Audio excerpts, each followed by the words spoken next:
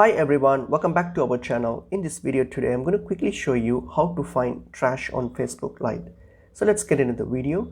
So open up Facebook Lite and then log into your account if you haven't. So once you're on your account here, so what are you going to do? You're going to go to your profile.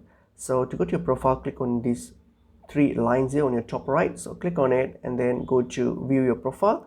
So when you're on your profile here, so what you're going to do, you're going to click on these three lines here, these three dots here. So, right, so click on the three dots. So when you click on the three dots, you will see these options here. So now what are you going to do? You're going to click on this archive option here. So click on archive.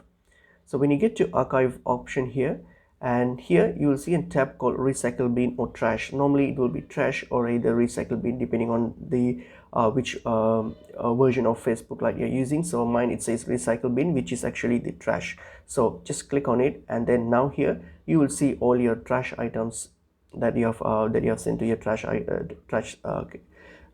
your bin or your trash. So these are the items. So you will see all the items here. So that's how you can find trash or recycle bin on your Facebook Lite. So hope this video is helpful. I will see you in another video. Thank you.